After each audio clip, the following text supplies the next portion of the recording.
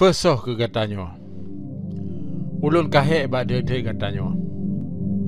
Apa lebih tak galak ke hudip dalam dunia ni bak akhirat?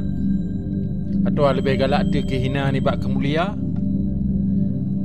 Watak ulun mabah kata ajak perang musuh tu, anik mata dia mengisah-kisah lagi urun kemu mati.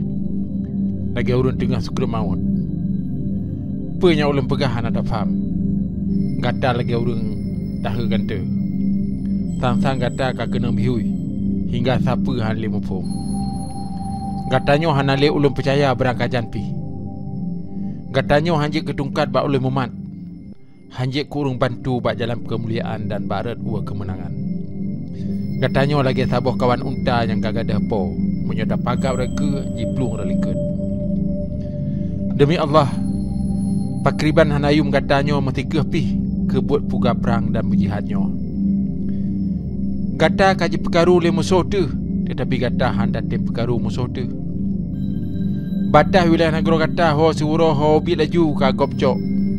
Tetapi kata hana mu bengih tepi dalam hal perkaranya. Musuh-musuh kata hana ji bak ji semikir pakriban ji perugo kata. Tetapi dikata mesapa pi hana dapat peduli. Mesapa pi hana dapat kau. Demi Allah, so yang pelih tanggungjawab draw ke gob lain akan kena jajah. Demi Allah, ulun yakin menyoti jadi perang dan mati kata orang kata. Katanya akan tak peluang dan tak pergi tak putus draw ni bak ani Abu Talib lagi ulai kena engkau ni bak takwa.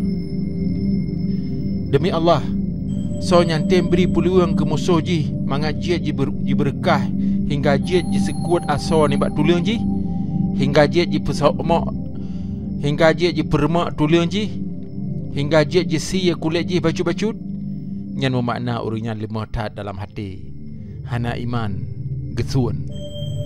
Katanya dia tak bergadro lagi nyan yo galak tu. Tetapi kulun yo golom ulun pi idin gop pelaku atau ulun lagi nyan akan ulun ngui pedingnya. Ulun cang kafe celakanyan sampo jaroji putus tepa sekrak tahu kedih kena. Lih nyan baru ulun jok dro bak po ta Allah ada apa nyan dia kedih. Harakan ulun nah hak ada kata dan kata nah hak ada ulun. Hak kata ada ulun nyan ke supaya ulun beri nasihat ke kata. Ulun pertimang kepentingan kata banyak patut.